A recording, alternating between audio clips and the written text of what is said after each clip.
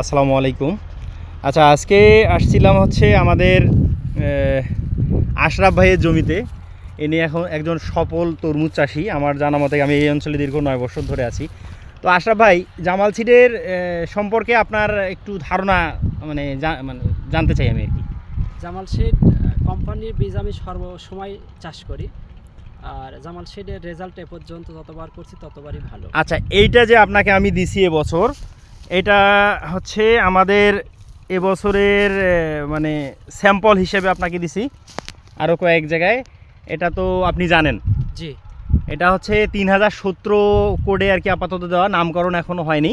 জি। তো এই তরমুজটার একটা জিনিস আমি লক্ষ্য করছি যে আশরাফ ভাই এখন পর্যন্ত কোনো রাসায়নিক সার প্রয়োগ করেন নাই, বাট তারপরেও গাছের যে সুন্দর চেহারা, মানে আমি সত্যি অবাক হয়েছি আর কি।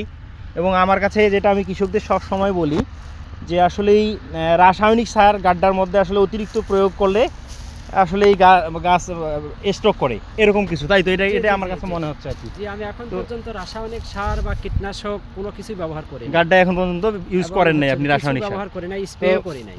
এই তরমুজটা আমি আজকে আসছি এই কারণে, আমার কোম্পানি থেকে মানে প্রতি বছরে আমাদের কিছু না কিছু স্যাম্পল আসে আর কি। তো এটা আমি আপনাকে দিয়েছি।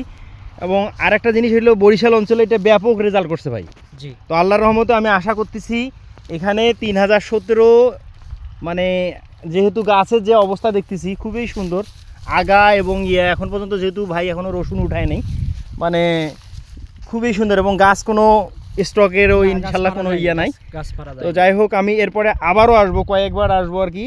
আমরা আল্লাহ যদি বাঁচায় রাখে আপনার এখানে আমরা একটা অনুষ্ঠান করব। জি, হ্যাঁ, যদি আসলে সব কিছু ভালো ভালো হয়, তবে আপনি আমাকে একটু জানাবেন যখন ফল টল ইয়েতে আসবে। আচ্ছা, ঠিক আছে। আমি তো আসলেই এইদিকে জমিটা আমার মনে থাকে না, তবে একটা করে গেলাম আর কি এই পাশে। হ্যাঁ, তো ঠিক আছে ভাই, ধন্যবাদ। আচ্ছা, ভালো থাকবেন আপনি। ধন্যবাদ আপনাকে।